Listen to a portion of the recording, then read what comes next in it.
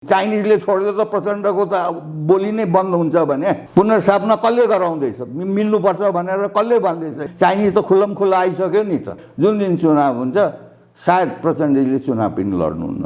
अहिले बङ्गाल तपाईँ हेर्नुहोस् न, धेरै टाढा जानै पर्दैन, त्यही फर्मुला चाहिँ ममता ब्यानर्जीले गर्यो। अहिले त्यहाँ खुन खराबा हुन्छ।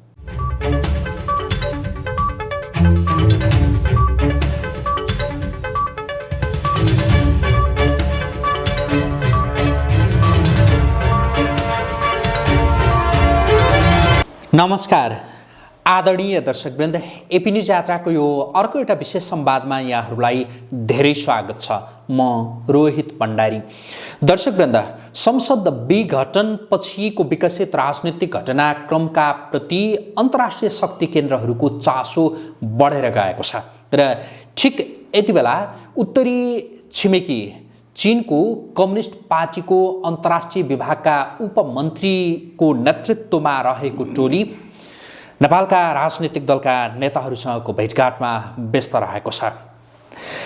सत्तारूढ दल नेकपा विभाजित भएसँगै यसलाई मिलाउने हेतुका साथ चिनिया कम्युनिस्ट पार्टी नेतृत्वको टोली यति बेला भेटघाटमा व्यस्त रहेको धेरैले बताइरहेका छन्। तर विभाजित भइसकेको नेकपा जो औपचारिक घोषणा हुन त बाँकी छ, तर यसलाई के त्यो अन्तर्राष्ट्रिय शक्तिले मिलाउन सक्ला, यो यति बेलाको महत्त्वपूर्ण विषय र आम चासोको विषय बनेको छ। र सँगसँगै अन्तर्राष्ट्रिय शक्ति केन्द्रहरूको यो प्रकारको चलखेल जो स्वाभाविक होइन, अत्यन्तै अस्वाभाविक हो भनेर धेरैले भनिरहेका छन्। र यो अन्तर्राष्ट्रिय शक्तिहरू यति बेला नेपालको आन्तरिक राजनीतिक मामलामा जसरी चासो व्यक्त गर्दै अगाडि बढिरहेका छन्, यसले गम्भीर दुर्घटना भोलिका दिनमा निम्त्याउन सक्छ भन्नेहरूको सङ्ख्या पनि त्यत्तिकै बढेर गएको छ। हामी आजको कार्यक्रममा विशेष गरी यिनै विषयको सेरोफेरोमा केन्द्रित रहेर कुराकानी गर्दैछौँ र यसका लागि यति बेला हामीसँग हुनुहुन्छ विश्लेषक श्याम बस्नेत। उहाँलाई म स्वागत गर्छु। स्वागत छ यहाँलाई। धन्यवाद। आराम हुनुहुन्छ? ठिक छ। अब यो कुराकानी चाहिँ मैले विकसित राजनैतिक घटनाक्रमका प्रति अन्तर्राष्ट्रिय शक्ति केन्द्रहरूको जुन चासो बढेर गएको छ यहाँबाट सुरु गर्न चाहेँ। चिनिया कम्युनिस्ट पार्टी नेतृत्वको टोलीले यति बेला राष्ट्रपति, प्रधानमन्त्रीदेखि लिएर राजनैतिक दल विशेष गरी नेकपाका नेताहरूसँग भेटघाट गरिरहेको छ। यसलाई कुन रूपमा लिनुहुन्छ? अब मैले त बारम्बार भन्ने गरेको छु कि यहाँ विदेशीको चलखेल छ। यसलाई यसरी लिउँ, अहिले जुन विभाजित भयो भनौँ या प्रचण्ड गुट पनि नभनौँ, ओली गुट पनि नभनौँ, यो जनवाद लाद्ने कि बहुदल कायम गर्ने, यसको लडाइँ हो। म तपाईँहरूलाई एउटा इन्सिडेन्ट सुनाउँछु। आजभन्दा करिब 46-47 वर्ष पहिलेको इन्सिडेन्ट हो। म एकजना साथीकोमा खाना खान गएको थिएँ। उसले यस्तो किसिमको सलामी, ससेज जस्तो यति मोटो, ढुङ्ग्रो जत्रो मोटो चाहिँ ल्याएर आयो। खायौँ, स्वाद लाग्यो। स्वाद लागेपछि मैले सोधेँ, यार यस्तो सलामी त मैले जिन्दगीमा देखेको थिइनँ। भनेपछि यो कसरी बनाउने थाहा छ भनेर मलाई सोध्यो। भन न भन्दाखेरि बाँसको ढुङ्ग्रोमा मासु जसरी सिन्की गर्छ त्यसरी कोचेर मुख बन्द गरेर छतमा फाल्दो रहेछ। त्यसमा त सडेपछि त स्याउ स्याउ किरा आयो। एउटाले अर्कोलाई खायो, अर्कोले अर्कोलाई खायो, हुँदा हुँदा दुईवटा ठुल्ठुला किरा परे। अनि एउटालाई फुटाएपछि अर्को भएपछि सोलो डोलो भयो। अब यो जनवाद र बहुदल जनवाद जब यो मिल्यो, त्यो ढुङ्ग्रोभित्र पस्यो, यो मेल हो होइन त्यो बेग्लै कुरा। तर ढुङ्ग्रोभित्र पसिसकेपछि दुईवटाले एक अर्कालाई छिन्न सकेन। अब एउटालाई त घोच्नु पर्यो, कि त जनवादलाई घोचेर चाहिँ बहुदललाई ठुलो सोलो डोलो पार्न सक्नु पर्यो, कि बहुदललाई गरेर सोलो डोलो पार्न सक्नु पर्यो। अहिलेको राजनीतिक परिस्थितिमा चाइना एकतिर छ, इन्डिया र युरोप एकतिर छ। यो सबैलाई जगजाहिर छ र तिनैजनाको यहाँ अमेरिका, युरोप भन्नुहोस् एउटै कुरा हो, यिनीहरूको यहाँ इन्ट्रेस्ट छ है। त्यो इन्ट्रेस्टमा अहिले चाइना र टर्की र पाकिस्तान एकतिर देखिन्छ, हाम्रो छिमेकीको हिसाबले पनि। अब यहाँ हेर्नु के छ, चाहे त्यो चाइनिज होस् चाहे इन्डियन होस्, जनवाद नामको त्यो किरालाई घोचेर चाहिँ फुटाउँछ कि या बहुदलवादको किरालाई गरेर 16 डलर पाउँछ, कसको जित भन्ने कुरा इन्टरनेसनल खेल यो हो। जबसम्म यो मिल्दैन या इन्डिया, चाइना र अमेरिकाको चाहिँ एउटा अन्डरस्ट्यान्डिङ क्रिएट भयो भने यी सबै समाधान हुन्छन्। तर त्यो यति टाढा गइसक्यो कि त्यो होला जस्तो मलाई लागेन। यति बेला चीनले चाहेको चाहिँ के हो? जनवाद हो नि। त्यसका लागि अब उसले के गरिरह होला त? अहिले नेकपाका नेताहरूसँग भेटघाटमा व्यस्त छ। चिनिया कम्युनिस्ट पार्टीको एउटा टोली राष्ट्रपतिसँग भेट्यो, त्यो टोलीले प्रधानमन्त्रीसँग भेट्यो। के गरिरह होला उसले? अब जनवाद लागू गर्नको लागि दुईटा उपाय हो यहाँ नेपालमा। कि त क्रान्ति गर्नु पर्यो, जुन माओवादीले गरे सफल भएनन् र संसदीय व्यवस्थामा आउनु पर्यो, त्यही पनि जनवाद छोडेको छैन।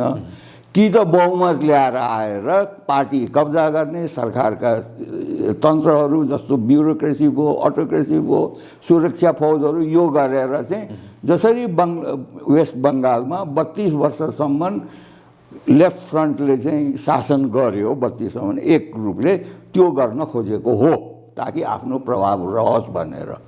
अब र युरोपियन र इन्डियनको कुरामा उनीहरू जनवाद भइसकेपछि उनीहरूको यहाँ कुनै ठाउँै हुँदैन। उनीहरू हामी जस्ता बहुदलवादीहरू चाहिँ अराष्ट्रिय तत्त्वमा गनिन्छन् र हामीहरूलाई जसरी बङ्गालमा वेस्ट बङ्गालमा चाहिँ लेफ्टहरूले गर्यो त्यही शासन यहाँ हुन्छ भन्ने डर हो यो। यसमा आज हामीहरूलाई त्यो कब्जा गर्नबाट रोक्नको लागि जानेर होस् अनजानेर होस् हामीहरूलाई पशुपतिनाथको कृपाले यो चुनाव भन्ने चिज आइलाग्यो। ओलीजीले चुनाव म त्यतातिर एकछिनमा आउँछु। जस्तो यति बेला त्यो चिनिया टोलीले नेताहरूसँग भेटेर के कुराहरू गरेको हुनसक्छ? यो मिल्नुपर्छ, तिमीहरू किन उ गर्दैनौ, तिमीहरूले चाहिँ गरेर एक भयो भने उसको प्रभाव क्षेत्र भनेको त यही हो नि त मेन। अहिले कङ्ग्रेससँग त उनीहरूको त भनाभन सुरु भइसक्यो, त्यो बोर्डर इस्युले गरिदिँदाखेरि मधेसीसँग उनीहरूको मिल्ने भन्ने कुरा छैन। त्यस कारणले जति पनि जनवादीहरू छन् या कम्युनिस्ट भन्नु नभन्नु फकाएर ल्याएर आएर गर्ने चिज हो यो। यो वास्तवमा अहिलेको यो जुन स्प्लिट हो यो जनवाद र बहुदलवादको हो। यो म बारम्बार भनिरहेको छु। यहाँ हेर्नुपर्ने चिज के छ भने माधव नेपालजी, झलनाजी, वामदेव त जानुभएको छैन। यी हाम्रा युवा जुन पूर्व एमाले जो चाहिँ बहुदलीय जनवादमा थिए, अब प्रचण्डजीले कि त जनवाद मैले छोडेँ भन्न डिक्लेयर गराउनु पर्यो उहाँहरूले, होइन भने हामी पनि जनवादी चाहिँ धारमा गयौँ भनेर यिनीहरूले भन्नुपर्ने हुन्छ। त्यो स्थिति आउँछ चुनावको बेलामा। त्यसैले यो चुनाव नगराएर मेल गराउनको लागि चाइनिजहरूको यो हो। यसको प्रमाणहरू तपाईँहरूलाई म बताइदिन्छु। चाइनिज एम्बेसेडर कुद्नु पहिलोपल्ट पनि, यो पहिलो समस्या त होइन, पहिलोपल्ट पनि भएको छ।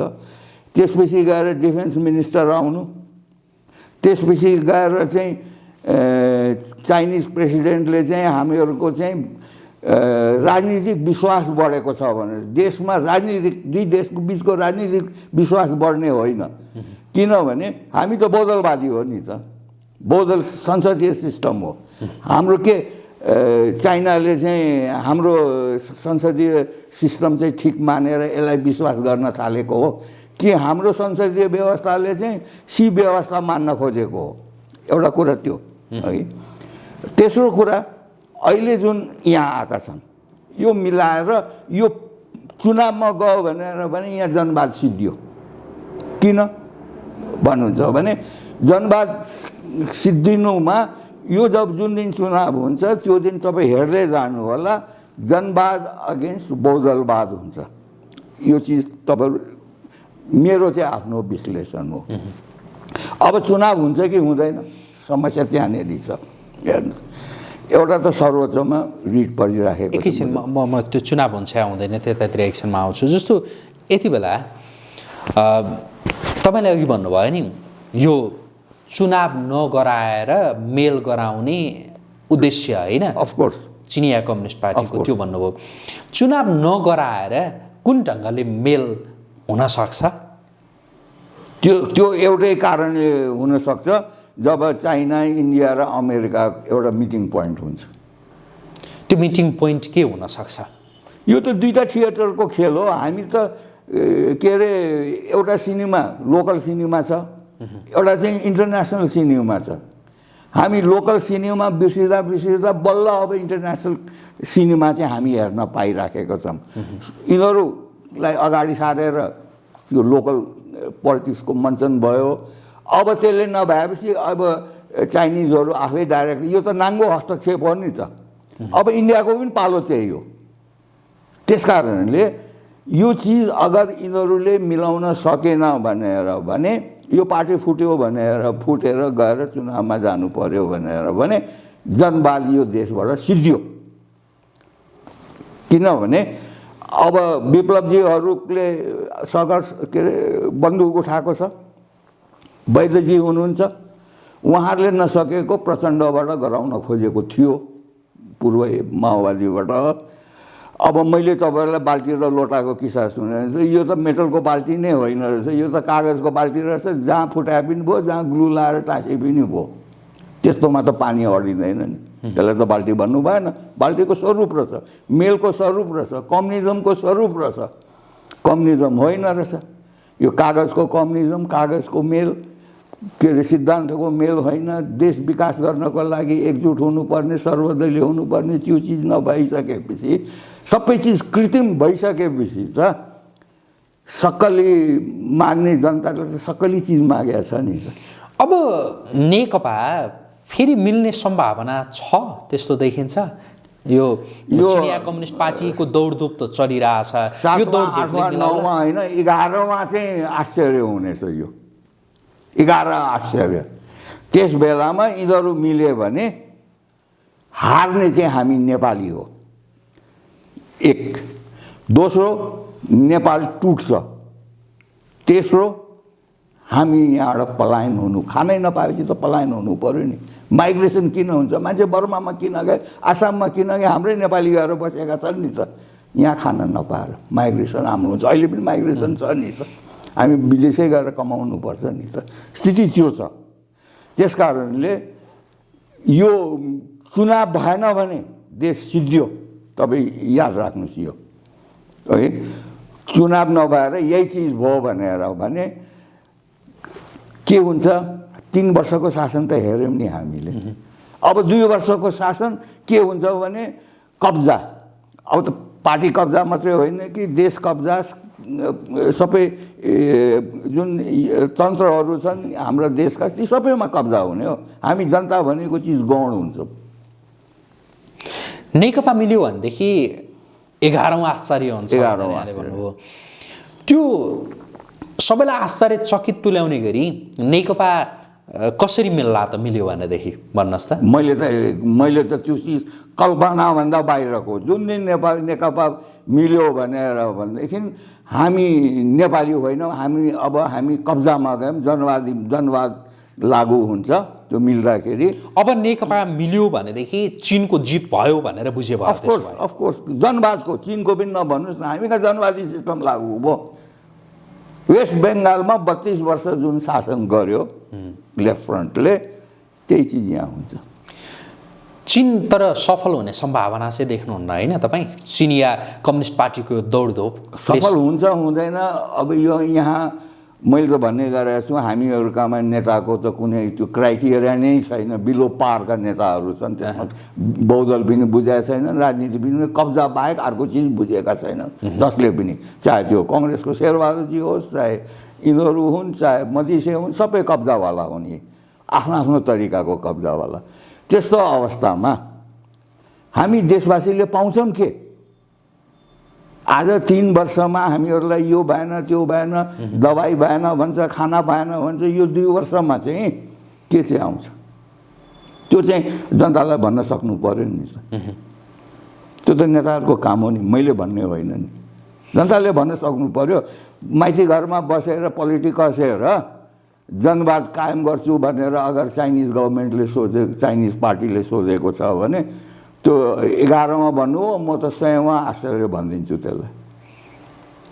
अब यो चुनाव चाहिँ होला कि नहोला? चुनाव हुनुपर्छ।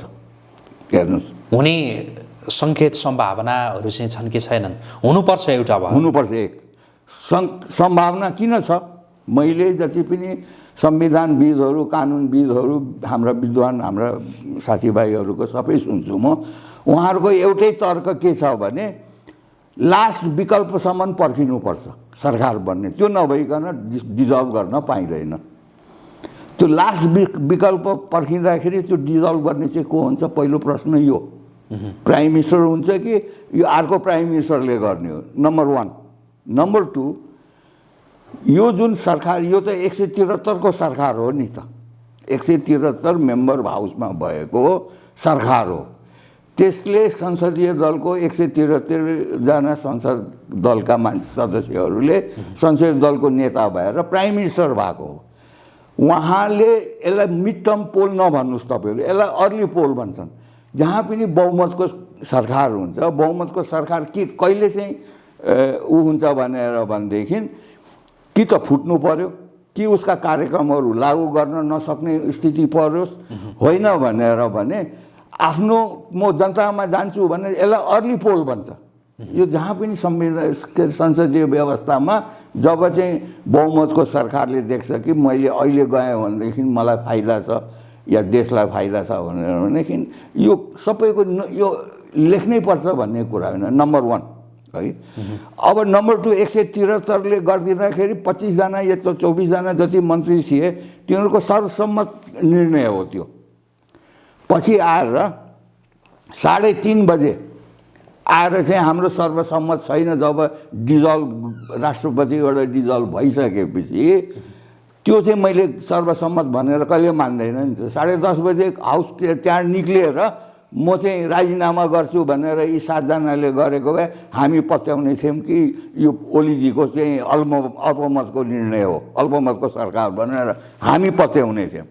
तर 3:30 बजे गऱ्यो। एक दोस्रो कुरा, यो पार्टी फुट्नको लागि अविश्वासको प्रस्ताव भनेको 3:30 बजे दर्ता गरेर 10 बजेर 20 मिनटमा गरेको, त्यसमा चाहिँ तोक लेखेको छ हाम्रो के अरे प्रतिनिधि सभाको अध्यक्षले, होइन? तर त्यसको त क्लियरेन्स त उसले गरिदियो नि त, के अरे त्यहाँको प्रतिनिधि सभा सचिवालय त 3:30 बजे दर्ता भएको भनेपछि त जुन अविश्वासको प्रस्ताव चाहिँ डिजल्भ भइसकेको पार्लियामेन्टले गर्नु त्यो कुनै पनि छैन। यो 173ले नै गरेको ठहर चाहिँ एक, मेरो आफ्नो हिसाबले। दोस्रो, अब यो यसले डिजल्भ गर्दाखेरि कङ्ग्रेस र मधेसी मिलेर त पार्टी त अल्टरनेट त त्यही हो, तिनीहरूको सरकार बन्न सक्ने स्थिति त छैन भनेपछि यो त यसको त विकल्पै भएन। जसले विकल्प लास्ट विकल्प खोजिराखेको छन्, यो 173ले डिजल्भ गरिसकेको पार्लियामेन्टमा अर्को विकल्प त कङ्ग्रेस र मधेसी बाहेक त अर्को त छैन नि, यिनीहरूको त 100 जना पनि पुग्दैन नि भनेपछि कसरी चाहिँ यो यसको विकल्प र के चाहिँ विकल्प हो? मैले त विकल्प देखेको छैन। एक, त्यस कारणले मेरो हिसाबमा यो चाहिँ के अरे डिजल्भमै जान्छ भन्ने मेरो सोचाइ हो। म रङ हुन सक्छु, तर लजिक चाहिँ त्यो हो, कमन सेन्स चाहिँ त्यो हो। अब ननसेन्सलाई कमन सेन्स भनेर प्रमाणित गर्न थाल्ने हो भने त्यसको त कुनै जवाब छैन। यहाँको बुझाइ संसद पुनर्स्थापना हुँदैन, हुँदैन पनि, हुँदैन पनि, मेरो विचारमा हुँदैन पनि। भयो भनेदेखि देश भयो भने त देश द्वन्द्वमा गयो नि। तपाईँ सोच्नुहोस् त, ओली ग्रुपले सरकार चलाउन दिन्छ माधव नेपाललाई र प्रचण्डलाई? कोसँग मिलेर गर्नु पर्यो? कङ्ग्रेससँग नमिलिकन हुँदैन, मधेसी पार्टीसँग मात्रै मिलेर हुँदैन, कङ्ग्रेस त आउनै पर्यो। कङ्ग्रेसले अबको यो 2 वर्षको सिनो, यो त सिनो भइसक्यो। के अरे महादेवले सिनो के अरे सतीलाई बोकेको जस्तो यो सिनो त गिर्न थालिसक्यो। योसँग बोकेर कङ्ग्रेसले 2 वर्षपछि चुनाव जाने हो भने कङ्ग्रेसको अस्तित्व नै सिद्धिन्छ, त्यो पनि क्लियर। संसद पुनर्स्थापना भयो भने सरकार बनाउनै कठिन हुन्छ भन्नुभयो कि के? जुन सरकार बन्छ, तपाईँलाई एकछिनलाई भनौँ न, अगर सरकार बन्यो भने पनि कस्तो बन्ने हो भने कङ्ग्रेस र प्रचण्ड ग्रुप या कङ्ग्रेस र ओली ग्रुप र मधेसी ग्रुप आउनु पर्यो। ओलीजीलाई त मधेसीको पनि चाहिएला, होइन? प्रचण्डलाई सायद नचाहिएला। त्यो भयो भनेर भने त्यो सरकार एकमाना सरकारले त चलाउन नसक्ने 2 वर्षको लागि पैसा खाने भ्रष्टाचार गर्ने बाहेक काम के गर्छ? एउटा कुरा त्यो। अर्को कुरा मलाई किन चाहिँ पुनर्स्थापना हुँदैन भन्ने मलाई आफ्नो अन्तरात्मामा लागेको कुरा के भने एउटा त टेक्निकल मेरो त्यो कुरा भइहाल्यो। अर्को यहाँ अहिले मान्छेहरू बुद्धिजीवीहरूले के भनिरहेछ भने यो कोभिडको बेलामा चुनाव किन गराउने, हामी त कोभिडसँग लड्नुपर्ने भनेको छ। त्यसका दुईटा तर्क दिएका छन्। अब कोभिडसँग लड्यो भने बिहारमा चाहिँ गर्ने हाम्रोभन्दा बेसी छ, त्यहाँ त भयो नि त। अमेरिकामा राष्ट्रपति चुनाव भयो, अमेरिका टाढा नजाउँ बिहारमा भयो, त्यसको त केही असर भएको छैन, बिहारमा त गिरिराखेको छ एक।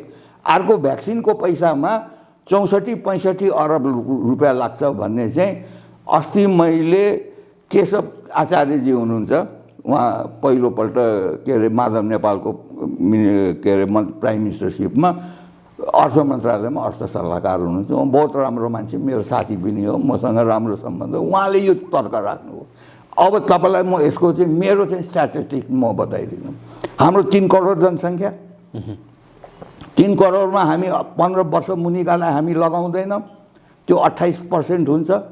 84 लाख हुन्छ, 28% भनेको 2 करोड 14 लाख बाँकी भयो 3 करोडमा। 60-70 लाख त हाम्रा त विदेशमै छन्, छ कि छैन? 1 करोड 40 लाख भयो। 20% हामीलाई WHO ले चाहिँ तपाईँलाई चाहिँ फ्री दिँदैछ यिनीहरूको आफ्नो कार्यक्रममा। हामीले 60 लाख त त्यसै पायौँ नि त, भनेपछि हामीसँग 80 लाख भयो।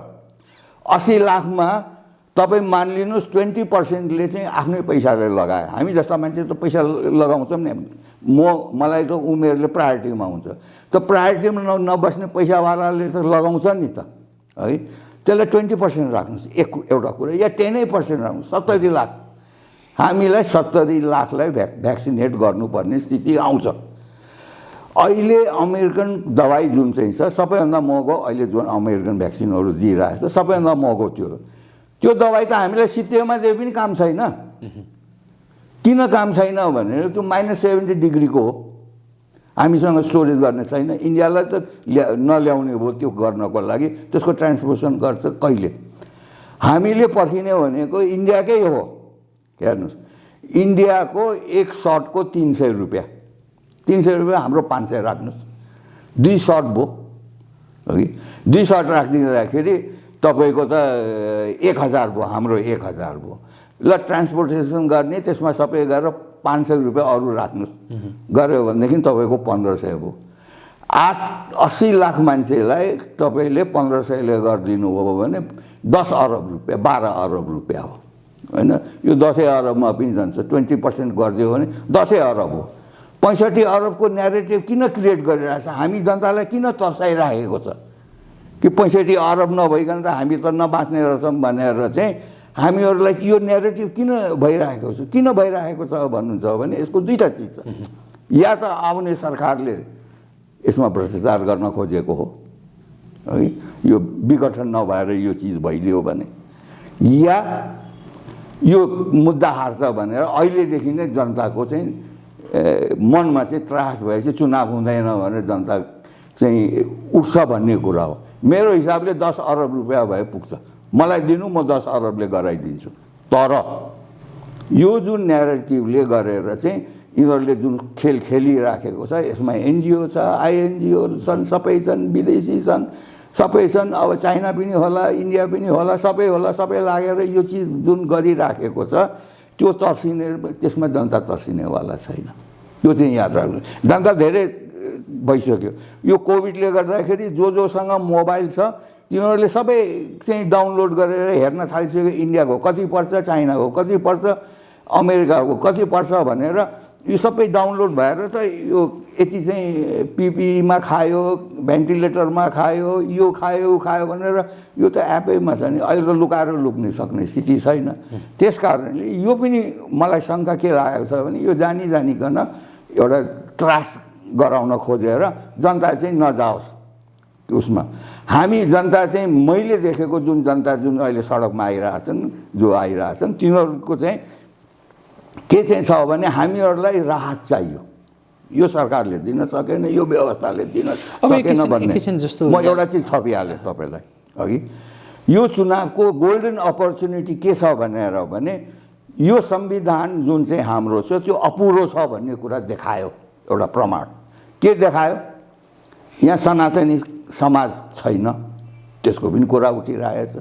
मधेसीहरूको माग छैन, सम्बोधन भएको छैन भनेर बारम्बार उठाइराखेको छ। राज संस्थाले पनि ठाउँ पाउनुपर्छ भनेर त्यसको पनि बारम्बार छ। यसैमा जन्म सङ्ग्रह गरिदियो भनेदेखि हेर्नुहोस्, तपाईँलाई 10-12 करोड रुपियाँभन्दा बेसीको फरक पर्दैन। एउटा डब्बा बेग्लै राख्नु पर्यो, जति हजार पुलिङ बुथ छ त्यति हजार तपाईँलाई ब्यालेट बक्स चाहियो, एउटा ब्यालेट पेपर चाहियो। त्योभन्दा अर्को चिज त त्यही कर्मचारीले गर्छ, त्यही उसले गर्छ। यी हामी मल्टी भोटिङ सिस्टममा हामी गएर हामी बानी परिसकेका छौँ। त्यस कारणले यो गरिदिएर ओलीजीले अगर यो पनि गरिदिनु भयो भने यो राष्ट्रले निकास पायो। किनभने त्यसमा त जन्मत आइसकेपछि त्यसलाई लागू गर्नु त पर्यो। अब कसैले पनि विरोध गर्न त पाएन। त्यो संविधान पुरा हुन्छ, त्यो नभइकन यो संविधान पुरा हुँदैन। यो चाहिँ अगर ओलीजीले, मैले त भेट गर्न पाएको छैन, मैले भेटेँ भने र यो भिडियो पनि तपाईँहरूले कुनै रूपले चाहिँ बालुवाटार पठाइदिनु भयो भने यो जन्म सङ्ग्रह पनि जति पनि डिस्कन्टेन्ट छ होइन, बेमेल छ, त्यसको चाहिँ सबै स्टेक होल्डरवालाहरूसँग सल्लाह गरेर एउटा क्वेसनर तयार गरेर एउटा ब्यालेट पेपर छापेर त्यो हालिदिनु भयो भने यो जङ्गबहादुरले पश्चिम फर्काएको भन्दा पनि नेपाल बच्ने चाहिँ एउटा उपाय हुनसक्छ। यो ओलीजीले आँट गर्नुपर्छ। यो गरेर यो चुनाव ओलीजीले चुनाव सँगसँगै यो पनि गरिदिनु भयो भने ओलीजीको नाम सुनको अक्षरले लेख्नु बाहेक अर्को केही पनि छैन। उहाँले जतिसुकै गल्ती गर्नु। तपाईँले जनमत सङ्ग्रहको कुरा गर्नुभयो नि, त्यो जनमत सङ्ग्रह भनेको राज संस्था, गणतन्त्र, हिन्दू राष्ट्र या धर्मनिरपेक्षता? मैले हिन्दू राष्ट्र भनिनँ, सनातनी राष्ट्र। सनातनी राष्ट्र या धर्मनिरपेक्षता? मैले सेकेन्डमा मधेसीहरूको भने समस्या। जस्तो केमा जनमत सङ्ग्रह भन्नुहोस् त? मधेसीको समस्या, उनीहरूसँग बोलेर एउटा छोटो मिठो एउटा कम्प्रोमाइज, 1 पोइन्ट एजेन्डा राख्नु पर्यो। सनातनीको त 1 पोइन्ट भइहाल्यो। यो व्यवस्थाभित्र, यो संविधानभित्र राज संस्थाले पनि स्पेस पाउने कि नपाउने, हाम्रो कल्चर बचाउनु पर्ने हुन्छ के हुनुपर्छ, यी तिनटै स्टेक होल्डरसँग र हाम्रा मेजर पार्टी मधेसी पार्टीले त मान्छ, किनभने उनीहरूकै समस्या भइसकेपछि कङ्ग्रेसले मान्छ कि मान्दैन, राप्रपाले मान्छ कि मान्दैन, राज संस्थावाला जुन अहिले सडकमा ओर्लिएका छन् तिनीहरूले मान्छ कि मान्दैन, जो चाहिँ सनातनी सभ्यताका चाहिँ हामी छौँ हामीहरूले मान्छौँ कि मान्दैनौँ, त्यस्तालाई राखेर चाहिँ एउटा कमन क्वेसनर, बेसी लामो पनि होइन, सर्ट टिक लगाइदिने, अनि जसको जन्म सङ्ग्रह आउँछ। राजालाई पनि स्पेस राख्नुपर्छ भने, राज संस्थालाई, राजालाई नभनौँ, स्पेस राख्नुपर्छ भने त्यो पनि पहिले नै क्लियर होस्। सनातनी राख्नु पर्यो भने त्यो पनि पहिले क्लियर होस्। अरू धर्मले के गर्ने, मधेसीहरूको नागरिकताको प्रब्लम होला, अरू के प्रब्लम होला, त्यसलाई पनि एउटै सेन्टेन्समा राख्ने गरिकन त्यसलाई गऱ्यो भने मधेसीले पनि बोल्न पाएन नि त। त्यो भयो भने अनि यो संविधान पुरा हुन्छ। तपाईँले अहिले जे भन्नुभयो नि, यो सम्भावना छ यतातिर प्रधानमन्त्री ओलीले या अरू कोही कसैले यतातिर सोच्न भ्याउनु भयो होला? मैले त भन्ने गरेको छु, हेर्नु साथीभाइहरूलाई सबैलाई अघि, जनमत सङ्ग्रह यो सँगसँगै यो सुनौलामा यो ओलीजीले जानेर अन्जानेर जे यसमा जोड दिन सकिदियो भने ओलीजी बाहेक अर्कोले गर्दैन। अर्को जुन अहिले यो सरकार ढालेर या भोलि गएर फेरि पुनर्जीवित गरेर गऱ्यो भने यो जन्मसँगको समय हरायो। ओलीजीले यो चिज एउटा चाहिँ गरिदिनु गरेर डिक्लेयर गरिदिनु भयो भने तपाईँ हेर्दै जानुहोस्, यो चुनावमा सबैले चाहिँ ओलीजीको यो चिजलाई चाहिँ समर्थन गर्छ सबै जनताले। किनभने मेरो पनि दुःख हट्ने भयो, मेरो समस्याको पनि मैले जवाब पाउने भए, मधेसीले पनि आफ्नो जवाब पाउने भयो। राजनैतिक दलहरूको समर्थन चाहिएला नि त, फेरि के चाहिँदैन जबरजस्ती? मधेसी मान्छन्, म ढुक्क छु, किनभने उनीहरूको समस्या सम्बोधन गर्ने भएपछि राप्रपाले हिन्दू राष्ट्र र सनातनी राष्ट्र र राष्ट्र छ भनेको उसले नमान्ने कुरै भएन।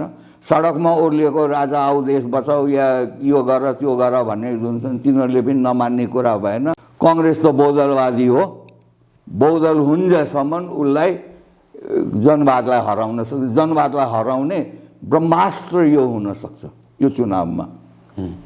नभएदेखि चाइनिजले पेलेर, हाम्रा चाहिँ यहाँका जनवादीहरूले पेलेर बन्दुक देखाएर तपाईँ हामीलाई चाहिँ बन्धक बनाएर जबरजस्ती बुथ क्याप्चर गरेर जित्न सक्छ। के गर्न सक्छन्, कसरी अगाडि बढ्न सक्छन् त चाइनिजहरू? उनीहरूले गर्ने के मलाई अङ्ग्रेजीमा सोच्नु छ भने they have miss the bus. Bus छुटिसक्यो। उनीहरू अहिले जुन आए खाली प्लेटफर्ममा ट्रेन छुटिसक्यो भनेको जनताको बिचमा गइसक्यो यो कुरा। अब यो जनवाद र बौद्धलको लडाइँ हो भन्ने कुरा मेरो विचारमा अधिकांश जनताले बुझिसकेका छ। दे हेभ मिस द बस। तिनीहरूले सुरुदेखि नै यो झगडा नगरेर मिलाएर लगेर जनताको काम गरिदिएको भएदेखि 32 वर्ष जान सक्ने स्थिति हुन्थ्यो। यो चिज तपाईँलाई म एउटा चिज अर्को पनि भन्छु, इन्डिया र चाइनाको र अमेरिकाको जुन दिन समस्या समाधान एक दिन न एक दिन त हुन्छ, किनभने ट्रेडसँग छ, इकोनोमिकसँग छ, डिफेन्ससँग छ, बोर्डरसँग छ, यी त जेन्युन चिजहरू हुन् नि त। यो चिज चाहिँ जुन दिनमा चाहिँ उनीहरूको मिटिङ पोइन्ट हुन्छ भनेदेखि हामी नेपालीलाई त कसले पुग्छ? यिनीहरू त केही पनि। ती शक्ति केन्द्रहरूको मिटिङ पोइन्ट के हुन सक्छ? अब यो बडा के छ भने सबैका इन्ट्रेस्ट होइन, जस्तो चाइनिजको सिक्युरिटी इन्ट्रेस्ट भयो, इन्डियाको सिक्युरिटी इन्ट्रेस्ट भयो, फिनान्सियल इन्ट्रेस्ट भयो। नेपाल चाहिँ एउटा जुन हाम्रो राजा वीरेन्द्रले चाहिँ शान्ति क्षेत्र भनेको थियो नि, स्विजरल्यान्ड जस्तो गरेर सेकेन्ड वर्ल्ड वारमा पनि त्यसलाई कसैले पनि गरेर त्यस्तो सिज गरेर नेपाललाई गर्न सक्यो। यो शान्ति क्षेत्र अगर घोषणा गर्नेमा पुग्यो र दुवै पार्टी इन्डिया र चाइना त हामीसँग टाँसिएका भए, अमेरिकनहरूको उनीहरूको डिफेन्सको र इकोनोमी छ, इन्डियाको पनि डिफेन्स र इकोनोमी छ, चाइनाको पनि के अरे डिफेन्स र इकोनोमी छ, उसको त इकोनोमी छ डिफेन्स भन्दा पनि। त्यो चिजमा इन्ट्रेस्टमा जब एक अर्काको चाहिँ धक्का लाग्छ भनेर चाहिँ उनीहरू नै कम्प्रोमाइज आउँछ। हामी त यी नेता जोकर भएर बस्दैन, सडकमा कसैले पुछ्दैन। 2 पैसामा 4टा किन्नुहोस् न, यस्ता नेता 2 पैसामा 4टा किन्नुहोस् बिक्रीमा, त्यो 2 पैसा पनि कसैले हाल्दैन यिनीहरूलाई। अब यता दक्षिणी छिमेकी भारतको चाहिँ अब भूमिका कस्तो होला? के गर्ला उसले, के गर्दै जाला? अब तपाईँलाई मैले 2टा त्यो ढुङ्ग्रोमा बसेको किरा भने नि त, एउटा सुइरो चाइनासँग छ, एउटा सुइरो इन्डिया र अमेरिकासँग छ, जसले घोच्न सक्ने हो। अघि एउटा जनवादको किरा छ, एउटा बौद्धवादको किरा छ। अब जनवादको किरामा चाहिँ चोट लागिसक्यो, इट इज ब्लिडिङ, त्यसको रगत चुहुन थालिसक्यो अघि। अब त्यसलाई गऱ्यो भनेदेखि बौद्धल काम रह्यो। यिनीहरूले जनवादले चाहिँ त्यो बौद्धललाई चाहिँ सिद्ध्याउन सक्यो भनेदेखि जनवाद कायम रह्यो। जनवाद कायम गर्ने 2टै उपाय, एउटा सशस्त्र क्रान्ति, एउटा यहीबाट के अरे संसदीय व्यवस्थामा पूर्ण बहुमत ल्याएर आएर सबै कब्जा गरेर, हिटलरले पनि चुनाव जितेरै गरेको हो नि त है, त्यो गर्न खोजेको हो। त्यो चाहिँ फर्स्ट ब्लिडिङ सुरु भयो जनवादमा। हेर्नुहोस् अब बौद्धवादलाई कसरी यो ब्लिड गराउँछ, यो जुन टोली आएको छ 4 दिन बसेर, सक्छ कि सक्दैन? अघि सक्यो र यसलाई गर्न सक्यो भनेदेखि जनवाद हाबी हुन सक्ला, तर त्यसको चान्स बेसी छ, किनभने यो घाइते भइसक्यो। हेर्नुहोस् घाइतेले लड्नु र के अरे ताजाले लड्नुमा फरक पर्छ। अन्तर्राष्ट्रिय शक्ति केन्द्रहरूको यो टकरावमा चाहिँ जित चाहिँ अमेरिका भारतको नै ज्यादा देखिन्छ तपाईँको बुझाइ? जित भनेको जनताको हुनुपर्छ, जनताको अधिकार हुनुपर्छ, प्रजातन्त्र हुनु पर्यो। तर अन्तर्राष्ट्रिय टकरावको कुरा गरे कि मैले, म त्यही त भन्दैछु त। यो चिज के भइराखेको छ भन्नुहुन्छ भने प्रजातन्त्र भनेको जनताको अधिकारको कुरा हो जहाँ आफ्नो एक्सप्रेसन गर्नु छ। म तपाईँलाई एउटा मजाक किस्सा सुनाउँछु हेर्नुहोस्। अहिले जुन सडकमा चाहिँ यो पुनर्स्थापित हुनुपर्छ भनेर चाहिँ विभिन्न किसिमका संस्थानहरू आएका छन् अघि। अब के तिनीहरूलाई थाहा छैन कि पुनर्स्थापित भयो भने चाहिँ देश स्वर्ग हुन्छ? सबै पढे लेखेका छन्। मजाको कुरा के हो त? बुद्धिजीवी अरे, नागरिक समाज अरे, कोनी के समाज अरे, सबै समाज अरे। म तपाईँलाई इन्डियाको एउटा छु। इन्डियामा दुई किसिमका नक्सलाइट हुन्छन् या माओइस्ट हुन्छ। एउटा रुरल, एउटा अर्बन। भनेको एउटा चाहिँ गाउँघरको जङ्गलमा बस्ने, एउटा चाहिँ सहरमा बस्ने। ती सहरमा बस्ने सबै बुद्धिजीवी हुन्। अहिले इन्डियामा यो समस्या, अहिले मोदीलाई पनि यो समस्या छ। त्यसलाई टुक्रे टुक्रे ग्याङ पनि भन्छ। कहिले जेएनयूमा युनिभर्सिटीमा गरेको छ, कहिले के अरे बोर्डरमा गरेको छ, कहिले के अरे नाकाबन्दी गरेको छ, सिए उनीहरूको के अरे सिटिजनसिप एक्टमा गरेको छ, यो गरेको छ। यी सबै चिज भनेको दे आर अर्बन माओइस्ट। अब हाम्रो यी बुद्धिजीवीहरू प्रजातन्त्रवादी हुन् कि अर्बन माओइस्ट हुन्, यो पनि तपाईँहरूले चाहिँ पत्ता लगाउनुहोस्। यो त के को रोग सरेको हो यो? ल तपाईँ एउटा भन्नुहोस् त, 5 स्टार 4 तले घरमा बस्ने अनि यहाँ जनताले चाहिँ यो चुनाव भएन भनेदेखि चाहिँ जनता चाहिँ मर्छ भनेर भन्ने बुद्धिजीवीहरूलाई त्यसको उपाय चाहिँ के त? जुन प्रश्न तपाईँले मलाई भन्नुभयो नि, पुनर्स्थापित भयो भने के हुन्छ भनेर उनीहरूलाई सोध्नुहोस् न। के यहाँ फ्री भ्याक्सिन आउँछ? के यहाँ भोको पेटले खान पाउँछ? नाङ्गो जिउले लाउन पाउँछ कि रोजगार आउँछ? के छ त्यस्तो? जसरी चाइनाले अहिले अमेरिका के अरे पाकिस्तानलाई चाहिँ पैसा दिएको दे कि चाइनाले डिक्लेयर गरोस् न कि हामी $1 ट्रिलियन चाहिँ नेपाललाई दिन्छौँ। ल त गराओस् त कसैले, यी बुद्धिजीवीले गराउँ त। अनि हामीलाई त सबैलाई 10-10 लाख दिए त पुग्यो नि त। अनि हामी गरौँ ल, यो गरेर त्यो $1 ट्रिलियन चाहिँ हाम्रो राष्ट्र ब्याङ्कमा चाहिँ गरिदियोस् त। मुखले भनेर खान पाउने छ? मुखले भनेर के चामल त्यसै जादुको टोकरी हो कि चामल आउने हो? चामल नआइकन पनि हुँदैन। चामल भएर पनि भाँडो चाहियो, भाँडो चाहिए पनि आगो चाहियो, आगो चाहियो पनि बाल्ने सलाई चाहियो, त्यो सलाई गरेर त्यो पाक्नु पर्यो, पाकिसकेपछि अन्न खान पाइन्छ। कति लान्छ? चामल मात्रै दिएर हुँदैन नि, त्यो चिज कसले गरिदिन्छ?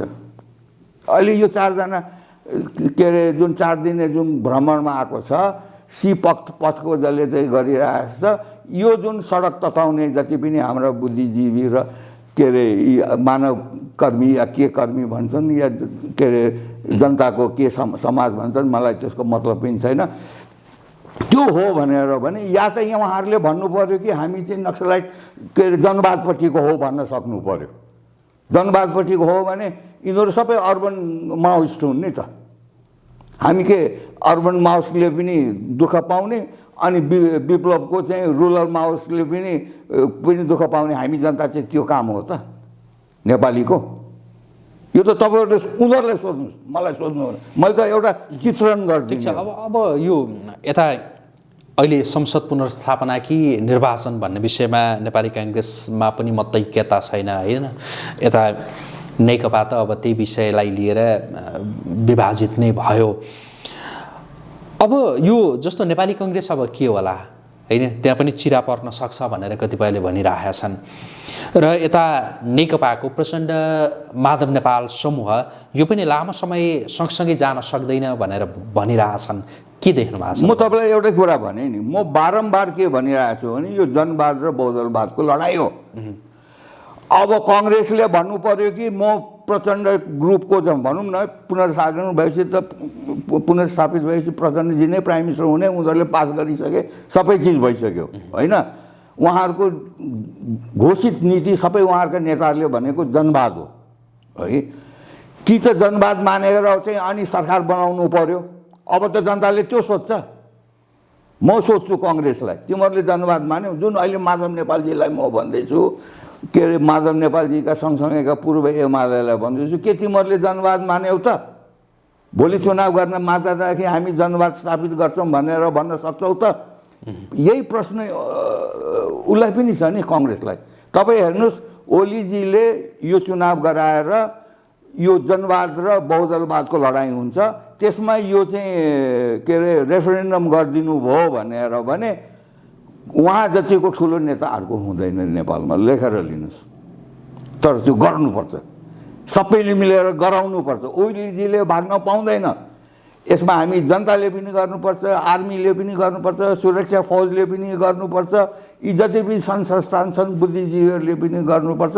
चुनाव नै यसको निकास हो, अर्को निकास छैन। चुनाव मैले अघि पनि सोध्न चाहिँ यहाँसँग, चुनाव चाहिँ हुन्छ, गराउनुपर्छ।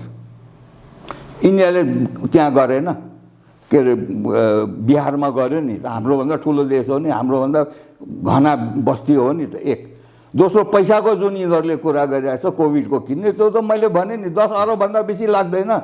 यहाँ 25 अरब त खर्च, 30 अरब त 40 अरब त खर्च गरिसक्यो नि। 10 अरबमा इन्डियन भ्याक्सिन आउँछ। हामीलाई इन्डियन भ्याक्सिन बाहेक अर्को भ्याक्सिन सुटेबलै छैन। किन छैन भने हामीसँग स्टोरेज गर्ने काम छैन, त्यसलाई ट्रान्सपोर्ट गर्न सक्ने छैन। हाम्रो इन्डियाको र हाम्रो इन्भाइरोमेन्ट करिब करिब उस्तै हो। हाम्रो इम्युन सिस्टम र इन्डियाको पनि करिब करिब हाम्रो चाहिँ एउटै किसिमको डिएनए टाइपको हो। त्यो भएको हुनाले त्यो इन्डियाले जुन चिज लगाउँछ त्यो हामीलाई हो। त्यसको एउटा भ्याक्सिनको डोजको तपाईँलाई म भनौँ, यो 10 अरबमा इन्डियालाई म 50% दिन्छु, 50% म गर्छु भने 5 अरबमा हुन्छ। बुद्धि त चाहियो नि, यो त नेताको काम हो नि, मेरो काम होइन। मलाई नेताले सोध्यो भने मेरो सल्लाह चाहिँ यो संसद पुनर्स्थापना भयो भनेदेखिको एउटा डरलाग्दो पाटो भनेर अघि तपाईँले भन्नुभयो होइन? जनताको अभिगत के हुन्छ, देशको अभिगत के हुन्छ भनेर त्यो तपाईँले जनवादको कुरा गर्नुभयो होइन? अब यो पुनर्स्थापना भयो अरे मानिलिउँ, भयो भनेदेखि अझ विस्तृतमा भनिदिनुहोस् के हुनसक्छ? यो भयो भने होइन, भद्रगोल हुन्छ। उही 9 महिने सरकार तपाईँले देख्नु भएको छ। जुनसुकै फ्याक्सनले पनि एकअर्कासँग मिलेपछि बाँकी 2 वर्ष 1 वर्ष बाँडी खाने हो, आफ्नो झोला भर्ने हो। चरम अहिले जति भ्रष्टाचार भएको छ त्यसको 100 गुणा बेसी भ्रष्टाचार हुन्छ। जनताले केही पाउँदैन, हामी टटिन टाट हुन्छौँ, हामी कङ्गाल हुन्छौँ। चण्डाल नेताले कङ्गाल बनाउँछ देशलाई, त्यस्तो हुन्छ। अघि अर्को चिज, हामी बन्धुवा मजदुर जस्तो यो पश्चिमतिर छ नि त, के भन्छन् तपाईँहरू, त्यो के अरे बन्धुवा मजदुरहरू छ। हामी स्लेभ हुन्छौँ। कसको स्लेभ हुन्छौँ भने जनवादको स्लेभ हुन्छौँ। त्यो चाहिँ हेर्नुहोस्, अहिले बङ्गाल तपाईँ हेर्नुहोस् न, धेरै टाढा जानै पर्दैन। त्यही फर्मुला चाहिँ ममता ब्यानर्जीले गर्यो। अहिले त्यहाँ खुन खराबा हुन्छ। हेर्नुहोस्, यो डर, सबैभन्दा ठुलो डर के छ भने ओलीजीले बुद्धि पुर्याउनु भएन र यो जनमतको पनि यसमा हाल्नु भएन भने यहाँ बन्दुक, गोली, अपहरण, फिरौतीको आधारमा चुनाव हुन्छ, जस्तो पहिले बिहारमा हुन्थ्यो। त्यो चिज गर्छन् यहाँ। अगर पुनर्स्थापित भयो भने 2 वर्षपछि चुनाव हुन्छ कि हुँदैन त्यो पनि थाहा छैन। राष्ट्रपतिलाई यिनीहरूले अविश्वासको प्रस्ताव गर्छन्, त्यो दर्ता हुने बित्तिकै राष्ट्रपतिले छोड्नु पर्यो। त्यसपछि पुनजी जानुहुन्छ कार्यभार, अर्को राष्ट्रपति। यिनीहरूले जुन झलनाजीले सोच्नु भएको छ कि म राष्ट्रपति हुन्छ, त्यो हुँदैन, पुन नै हुन्छ नि। किनभने कार्यभार दिएपछि त किन चाहियो? अहिले बिना उपसभापति चलाइरहेको बाटो त देखाएकै छ नि त। मर्निङ सोज द डे भनेको माओवादीहरूको कार्यशैली भनेको हामीहरूले त पहिलेदेखि नै देखेको छ। कटवाल काण्ड हेर्नुहोस्, त्यसपछि गएर जब चाहिँ 17 पल्ट चाहिँ चुनाव लडे हाम्रा प्रचण्डजी, रामचन्द्रजीसँग, देख्नु भएन? त्यो अवस्था आउन नदिने गरी यता माधव नेपाल, झलनाथ खनालहरू अगाडि बढ्ला नि, नेता फेरि बढ्दैनन् कि? उनीहरू प्रचण्डकै कार्यकर्ता भएर बस्छन्। तपाईँ मलाई त्यही चिज त, यो त अक्षय प्रश्न नै यही हो। $1 मिलियन क्वेसन मैले नबुझ्न सकेको। र कुन मुखले जानुहुन्छ उहाँ? मैले एउटा इन्टरभ्यूमा तपाईँलाई पहिले पनि भनेको छु, उहाँहरूले जनवादमा गए भन्न सक्नु पर्यो। त्यसपछि जनताले के भन्दो रहेछ त्यसको रिस्पोन्स हेर्नुहोस्। मेरो किन रिस्पोन्स हेर्नुहुन्छ? म त कुनै ज्योतिषी त होइन, जनताको रिस्पोन्स हेर्नुहोस् तपाईँ। अब यो उहाँहरूले होइन कि त प्रचण्डलाई हामीले चाहिँ जनवाद छोड्यौँ र जनताको बहुदलीय जनवाद भनेर बनाउन सक्नु पर्यो, नभए जनताले पत्याउँदैन। जनता त्यो स्टेजमा पुगिसक्यो। भोलिका दिनमा माधव नेपाल, झलनाथ खनाल र प्रचण्डहरूकी मारमुङ्री हुने त्यो सम्भावना पनि देखिन्छ कोसँग? एक आपसमा नै। यो जुन दिन चुनाव हुन्छ प्रचण्डजी एक्लै, यो पूर्व माओवादीको पनि प्रचण्डजीसँग कति रहन्छ थाहा छैन, अहिले नै कति आइसके यतापट्टि ओलीजीबाट। जुन दिन चुनाव हुन्छ सायद प्रचण्डजीले चुनाव पनि लड्नुहुन्न, हविगतै छैन, जनतामा के जानुहुन्छ। डर त यो पनि छ नि त, चाइनिजलाई त यही चिजको डर छ त। उसको एजेन्डा बोक्ने जुन पूर्व माओवादीका नेताहरू हुन् उनीहरूले चुनावमा जान सक्ने स्थिति छैन, यो तपाईँ लेखेर लिनुहोस्। त्यस बेलामा त यो कम्युनिजम भन्ने चिजै हराउँछ यहाँ। त्यही भएर हो पुनस्थापना भनिरहेको प्रचण्डहरूले। प्रचण्ड के भने चाइनिजले छोड्दा त प्रचण्डको त बोली नै बन्द हुन्छ भने पुनर्स्थापना कसले गराउँदैछ? मिल्नुपर्छ भनेर कसले भन्दैछ? इन्डियाले आएर भनेको छ मिल्नुहोस्, प्रचण्डजी तपाईँहरू मिल्नुहोस् भनेको त छैन। चाइनिज त खुल्लम खुल्ला आइसक्यो नि त, अब मिलाउन सक्छ कि सक्दैन हेरौँ अघि। त प्रचण्डजीको चाहिँ अगर यो मिलेन भनेर भने प्रचण्डजी, माधवजी, झलनाथजी, वामदेवजीले यो बुझेर जानुभएको छैन त्यता, र युवाहरू जो यतापट्टि जाँदैनन् सबै यतैपट्टि आउन कर लाग्छ, जनताको बहुदलमा आउनुपर्छ र अनि बहुदलको जित हुन्छ र यहाँ पुनः स्थापित हुन्छ प्रजातन्त्र। तर यो अपुरो संविधानलाई यो जन्मसङ्ग्रहको ट्याग यसैमा भिडाउनुपर्छ, यही पैसाले हुन्छ, यही खर्चले हुन्छ, यही समयले हुन्छ। योभन्दा सुनौलो मौका अर्को छैन नेपालमा। यो सुनौलो मौकामा हामी जनताले पनि, म त अब बुढो भइसकेँ, तपाईँहरू जस्ता युवाहरूले यी सडक तताउनेलाई, तपाईँहरूले इन्टरभ्यू लिनेलाई, तपाईँहरू त एउटा न्यारेटिभ स्थापित गर्न सक्ने स्थितिमा हुनुहुन्छ। यो चिज तपाईँले फैलाउनु भयो भने देश बाँच्छ, नभए देश बाँच्दैन। अहिलेको यो असहज परिस्थितिका बिचमा भनौँ न, राजनीतिक अन्योलता, राजनीतिक सङ्कट जसरी चुलिँदै गइरहेको छ, यसैका बिचमा नै अब कतिपयले नागरिक सरकार भनेर भनिरहेका छन् होइन। विगतका ती दिनहरूलाई फर्केर हेर्ने हो भनेदेखि राजनीतिक नेतृत्वको हातबाट न्यायालयको नेतृत्व गरिरहेका हातमा सरकारको त्यो नेतृत्व पुगेको अवस्था पनि हो होइन। यो हेरिरहँदा नागरिक सरकार या फेरि न्यायालयले नै सरकारको पनि नेतृत्व गरेर अगाडि बढ्ने केही समयका लागि यो सम्भावना देख्नुहुन्छ कि देख्नुहुन्न? त्यो गलत गरेको हो पहिले अघि। तपाईँ मलाई भन्नुहोस् न, नागरिक समाज कसरी स्थापित हुन्छ? विद्रोह गर्नु पर्यो, अशान्ति हुनु पर्यो, मारकाट हुनु पर्यो, एउटाले अर्कोलाई जित्नु पर्यो। यो चुनावले त्यही चिज त यो जुन तपाईँ भन्दै हुनुहुन्छ जतिवटा अहिले समस्याहरू छ त्यो 100 मरिजका एक दबा त्यो हो जनमत। यो जनमतमा एकपल्ट राखेर जनतालाई आफ्नो अभिमत दिन लगाउनु भयो र प्रतिनिधि सभाको बेग्लै यसको सँगसँगै गरेर त्यो संशोधन चाहिँ यो संविधानमा राख्नु हो भने यो संविधान पुरा हुन्छ।